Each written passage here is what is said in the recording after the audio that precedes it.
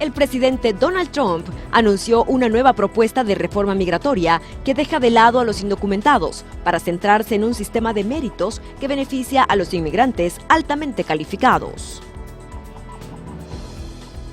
Y los presuntos nuevos planes de control de inmigración en Estados Unidos han generado tensión. Organizaciones promigrantes aseguran que estas posibles medidas afectarían no solo a la población indocumentada.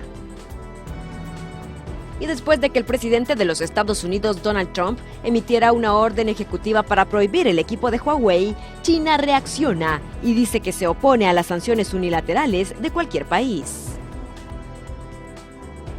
La Asamblea Nacional Venezolana, de mayoría opositora, sesionó sin que se permitiera acceso a los medios de comunicación y tras el allanamiento de la inmunidad parlamentaria de 5 diputados más. En Guatemala, la Corte de Constitucionalidad decidió denegar la inscripción como candidata a la presidencia a la exfiscal Thelma Aldana.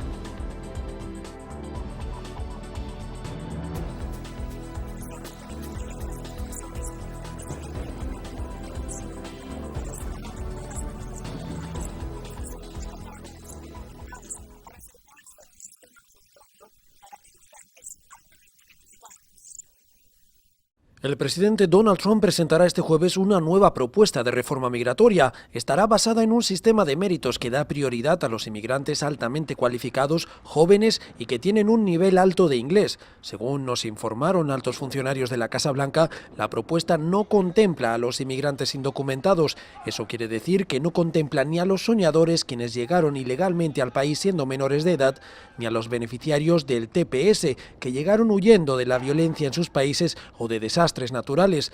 Desde la administración dicen que el objetivo es propiciar una inmigración que no ayude a reducir los sueldos a los estadounidenses, haciendo referencia a los inmigrantes que aceptan salarios menos competitivos. Aseguran, sin embargo, que aumentarán la cuota para solicitantes de asilo. La medida se conoce el mismo día que el presidente criminalizó una vez más a los inmigrantes en un acto ante el Capitolio. Instamos al Congreso a que arregle nuestra terrible legislación migratoria. No creo que la mayoría de países nos estén dando a sus mejores ciudadanos. El nuevo plan incluye un refuerzo de la frontera con un aumento de agentes, tecnología y un muro en 33 puntos de la zona limítrofe, algo que dista mucho del proyecto de costa a costa que inicialmente planteó el presidente. La propuesta deberá ser aprobada por el Congreso, pero a juzgar por el pasado difícilmente tendrá buena acogida entre los demócratas sin que incluya un plan para los indocumentados. El reto también está entre los legisladores republicanos. Según la Casa Blanca, aquí nos dicen que el objetivo de esta propuesta es también unir al partido del presidente Donald Trump en materia migratoria. Bricio Segovia, Voz de América, Washington.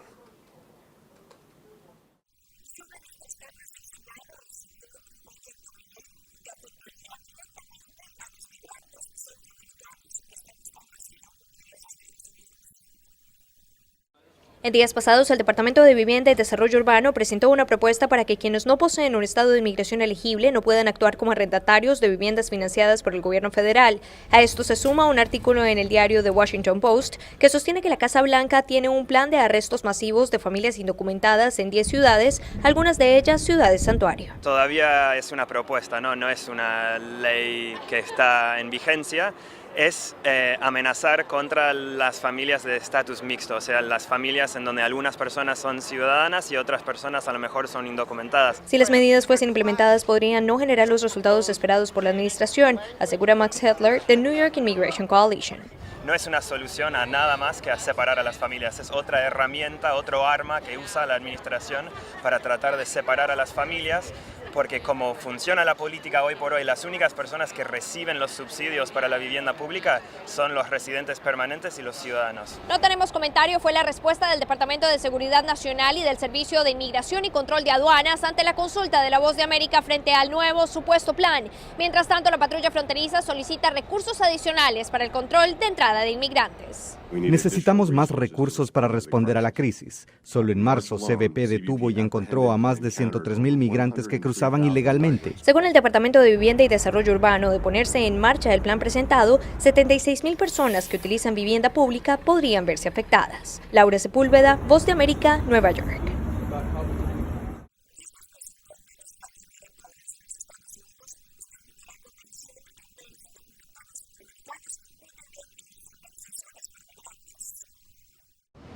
Un proyecto de ley presentado por el senador republicano Lindsey Graham propone reformar algunas leyes inmigratorias estadounidenses, lo que cambiaría las reglas actuales del sistema de asilo en Estados Unidos para los inmigrantes procedentes de Centroamérica exclusivamente.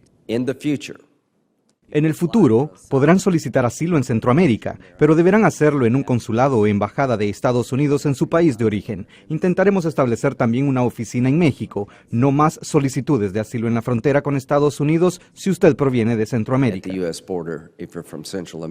La propuesta del legislador está diseñada para detener la crisis humanitaria que la Casa Blanca ha insistido existe en la frontera sur por la llegada masiva de inmigrantes centroamericanos, entre ellos menores de edad. Si usted es un menor de edad no acompañado, vamos a cambiar la ley para permitir que el menor sea enviado a su país de origen de manera segura. La propuesta legislativa también cambiaría las reglas de detención de inmigrantes que arriben con menores de edad. En lugar de tener 20 días para procesar legalmente a una familia con un hijo menor de edad, aumentaremos el plazo a 100 días. La familia podrá ser detenida de forma humanitaria para cuando su caso sea procesado y no tendremos que liberarlos antes dentro del país. El documento incluye también la contratación de al menos 500 jueces de inmigración para resolver 900,000 casos de asilo pendientes en Estados Unidos. Jorge Agobián, Voz de América, Washington.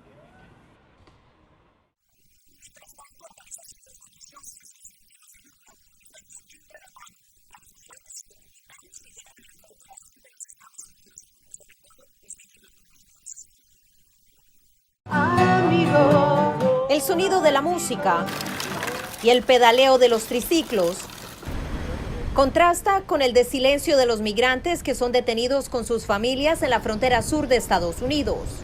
Es una decisión bien difícil, pero por lo mismo yo vengo buscando el bienestar de ellos, entonces lo decidimos que sí y pues acá estamos. Osiel Sarceño, de 29 años, de Jutiapa, Guatemala, emprendió esta travesía que dice le generó una deuda de $8,000.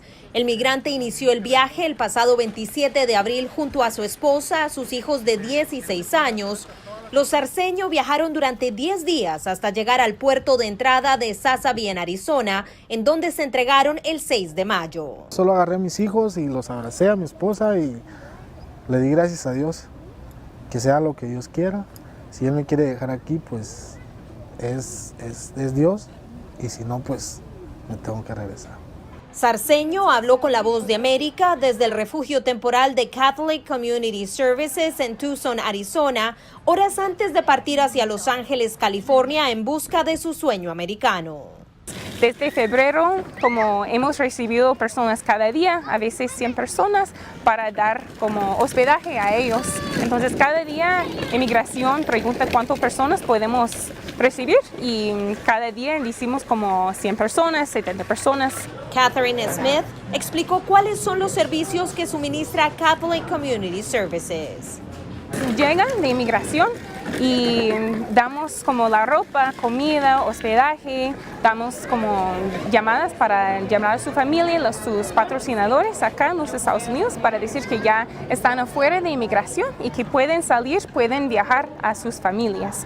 Hasta el monasterio benedictino son traídos la mayor parte de los migrantes indocumentados con niños que son dejados en libertad por las autoridades migratorias. De acuerdo a los servicios comunitarios católicos a cargo de este recinto, un 80% de estos migrantes son guatemaltecos, de los cuales un 40% no hablan español y solamente una lengua indígena.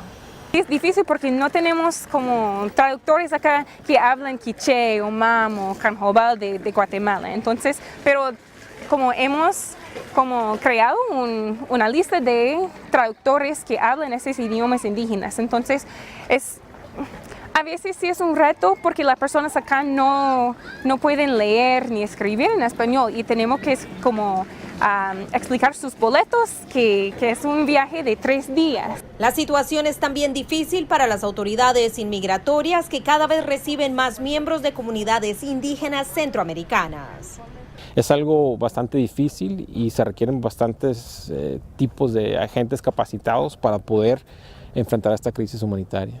Y la crisis ejerce también presión en las cortes estadounidenses de inmigración. Es allí en donde Osiel Sarceño espera poder justificar su presencia en Estados Unidos.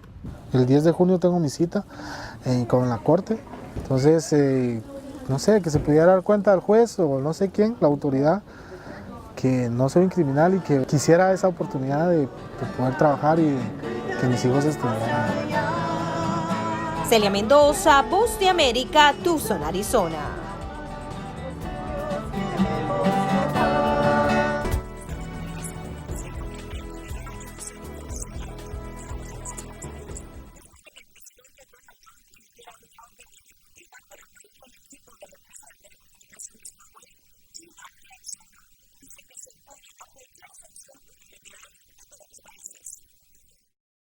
El Ministerio de Comercio de China dice que se opone a las sanciones unilaterales de cualquier país después de que el presidente Donald Trump emitió una orden ejecutiva aparentemente dirigida a prohibir el equipo del gigante de telecomunicaciones chino Huawei de las redes estadounidenses. Durante una conferencia de prensa el jueves, el portavoz del ministerio, Gao Feng, dijo que China se oponía a la generalización del concepto de seguridad nacional y al abuso de las medidas de control de exportaciones. La orden ejecutiva de la administración Trump declara una emergencia económica nacional que faculta al gobierno a prohibir la tecnología y los servicios de adversarios extranjeros que se consideren riesgos inaceptables para la seguridad nacional, incluso por el ciberespionaje y el sabotaje. Si bien no nombra a países o compañías específicas, sigue a los meses de presión de Estados Unidos. Le da al Departamento de Comercio 150 días para elaborar las regulaciones. Este es un informe de Kelly Abrego para la RNA.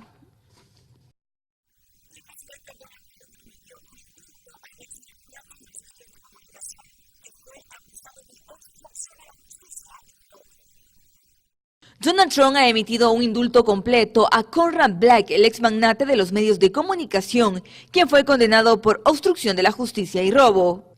Black, a quien el presidente de los Estados Unidos describió como un amigo, pasó más de 3 años en prisión en Florida, luego de que fue declarado culpable de desempeñar un papel en un fraude multimillonario en un grupo de periódicos que creó y controló. 2 de sus convicciones fueron posteriormente revocadas.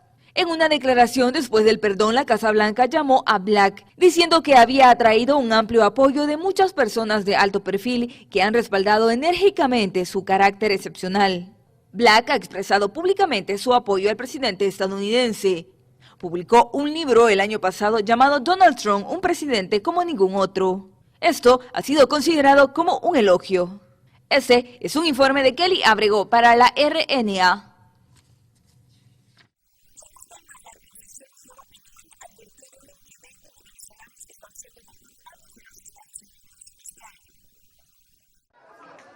La desesperanza de los venezolanos en su patria persiste y quienes deciden marcharse enfrentan escenarios inciertos. De acuerdo al Servicio de Inmigración y Ciudadanía de Estados Unidos, desde enero de este año, Venezuela encabeza la cifra de naciones cuyos ciudadanos solicitan asilo. El promedio es de 2.000 peticiones mensuales. Julio Enríquez es coordinador internacional de Foro Penal. Lo que trae como consecuencia que un porcentaje importante de esas 2.000 personas mensuales que están aplicando por asilo no van a recibir una aprobación y van a terminar en un proceso de deportación. Y eso lo estamos viendo ya desde 2017, números crecientes de personas que están terminando en las cortes de inmigración, crecientes sobre todo en el sur de Florida. En entrevista vía Skype desde Boston, Enríquez señala que la migración venezolana hacia Estados Unidos se presenta ahora con más frecuencia en la frontera sur de este país. Algunos de ellos viajan a México o atraviesan Centroamérica vía terrestre. Hay números importantes de venezolanos que están ahora mismo en México esperando que les permitan pasar para hacerle lo que llaman la entrevista de miedo creíble. Hay un número también importantísimo de venezolanos que están detenidos ahora mismo. De acuerdo a Enríquez, si en el pasado reciente Estados Unidos representaba un sitio de albergue inmigratorio relativamente seguro para los venezolanos, hoy en día la realidad es muy distinta. José Pernalete, Voz de América, Miami.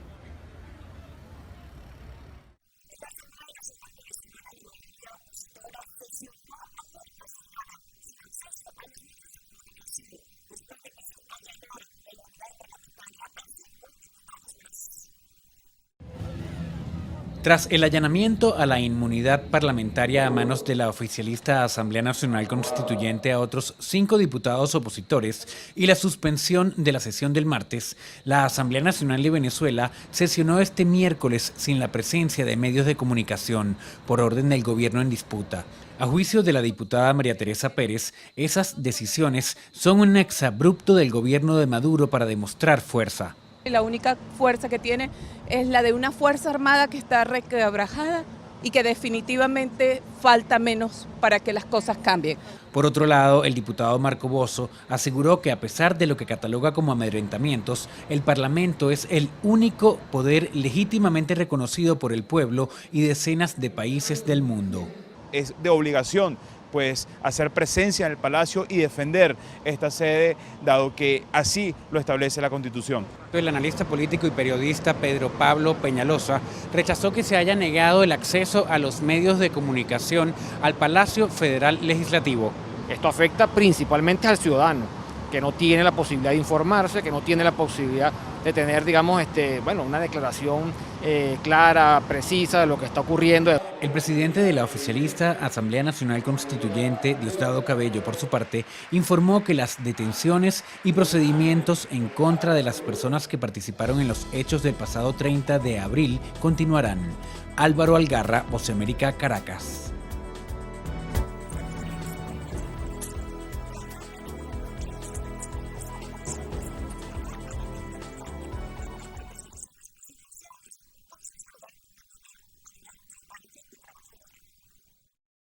El alcalde de Nueva York, Bill de Blasio, anunció este jueves con un video en YouTube que se presenta a la candidatura demócrata para las elecciones presidenciales de Estados Unidos con la intención de poner por delante a la gente trabajadora.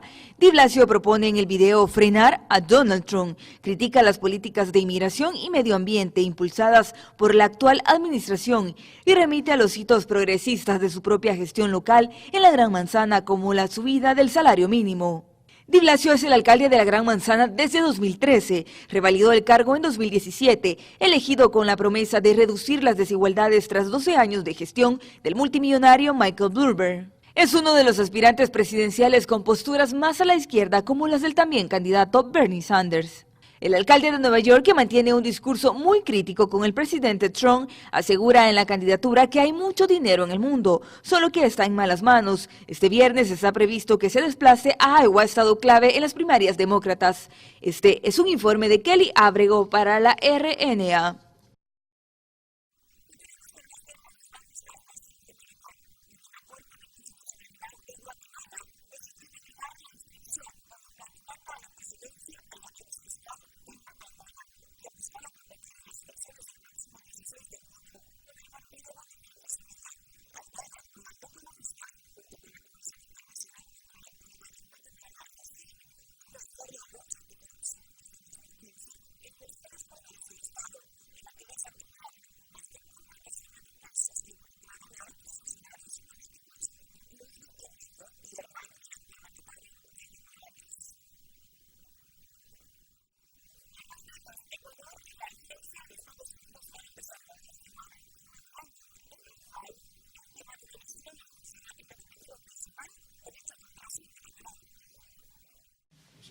El embajador Matt Green llegó a la Cancillería de Quito para anunciar el aporte de $30 millones que Estados Unidos, a través de la USAID, hará a Ecuador. El funcionario reconoció además la postura que asumió el gobierno de Quito tras reconocer a Juan Guaidó como presidente interino y recibir un sinnúmero de migrantes venezolanos que han llegado a ese país. Apreciamos la compasión que ha mostrado su gobierno y la gente de Ecuador para aquellos que han huido de la brutal dictadura de Nicolás Maduro en Venezuela. La llegada de migrantes ha causado problemas en algunas comunidades. La contraparte ecuatoriana agradeció el apoyo que recibirán 8 ejes de cooperación de diversa índole. La gestión sostenible de recursos naturales y de energía renovable, la promoción de la educación en todos sus niveles, el prestar apoyo para robustecer el sistema ecuatoriano de atención, integración y protección a los derechos de migrantes y refugiados. Este analista considera que Ecuador debe abrirse a más mecanismos de cooperación como este para fortalecer a la sociedad civil. La articulación de esfuerzos es el camino correcto.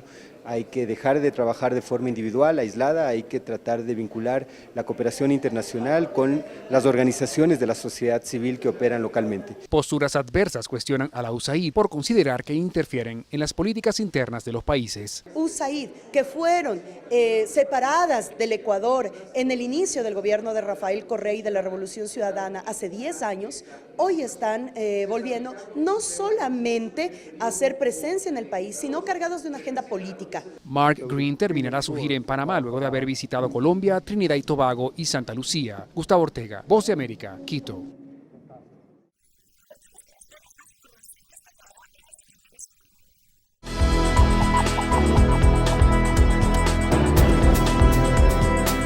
En Alaska comenzaron a recuperar los restos de los aviones que colisionaron a principios de esta semana. Según los investigadores federales de accidentes, el más grande de los hidroaviones fue recuperado y puesto en una barcaza para ser transportado. La recuperación del avión más pequeño ha comenzado y tomará más tiempo debido al gran campo de escombros de ese avión, aseguraron las autoridades. Al menos 3 presuntos milicianos, un militar y un civil, han perdido la vida en una operación antiterrorista lanzada por las fuerzas de seguridad indias en el estado de Jammu y Cachemira, según han informado este jueves las autoridades locales.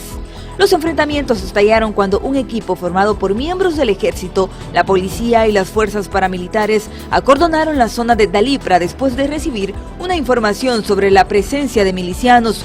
Cuando el cerco se estrechó, los insurgentes abrieron fuego. Más de 1.100 refugiados y solicitantes de asilo en Sri Lanka se han visto obligados a huir de sus hogares debido a ataques violentos contra minorías religiosas. Después de los bombardeos de Pascua el mes pasado, viven en una situación precaria y refugios improvisados, así lo informó Amnistía Internacional. Este es un informe de Kelly Ábrego para la RNA.